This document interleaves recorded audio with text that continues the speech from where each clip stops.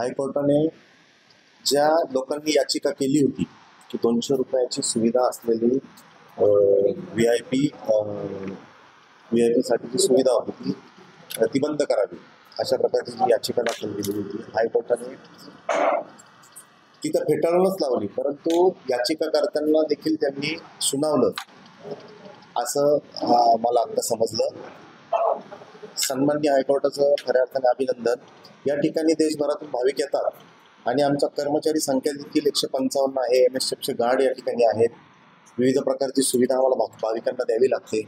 त्यासाठी भाविकांना स्वेच्छा देणगीची सुविधा ती त्या ठिकाणी होती। ज्यांना एअर तिकीट असतात, ज्यांना रेल्वे तिकीट असतात, काही VIP प्रोटोकॉल्स असतात, त्या लोकांना ही सुविधा आम्ही मंदिराच्या प्रिमायसेसच्या बाहेर उपलब्ध करून दिलेली होती आणि त्या सुविधेमुळे आमच्या कमीत कमी मेंटेनन्स, इतक्या महागाई असेल, कर्मचाऱ्यांचे पगार असतील, या सर्व आणि भाविकांच्या सुविधेसाठी जो आम्हाला खर्च करावा लागतो, त्या खर्चाच्या अनुषंगाने ह्या 200 रुपयाच्या स्वच्छ देणगीचा आम्हाला या ठिकाणी नक्कीच फायदा होतो। अशी या संदर्भात आम्ही याचिकाकर्त्या ललिताताई शिंदे यांनी या संदर्भात न्यायालयाकडे दाद मागितली, परंतु आज त्याचा निकाल हातात आला आणि यामध्ये त्र्यंबकेश्वर देवस्थानच्या बाजूने त्यांनी निकाल दिलेला आहे की देणगी दर्शन हा संपूर्ण भारतामध्ये सर्व देवस्थानच्या ठिकाणी देणगी दर्शनाची सुविधा उपलब्ध आहे।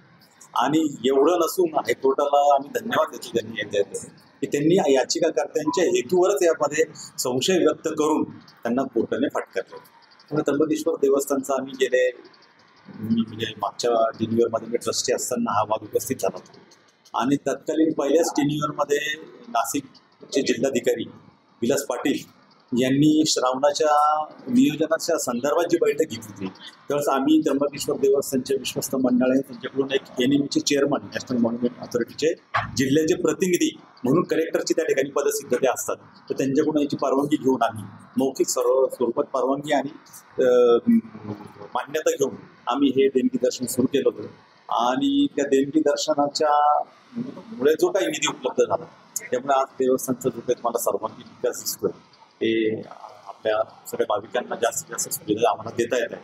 तर त्यामुळे आम्ही माननीय उच्च न्यायालयाच्या ठिकाणी आभार मानतो आणि अशा प्रकारच्या समाज विघातक याचिका करून सार्वजनिक आणि विश्वस्त संस्थांच्या विरुद्ध काम करणाऱ्या लोकांना चाप बसेल असं माझं या ठिकाणी म्हणतो।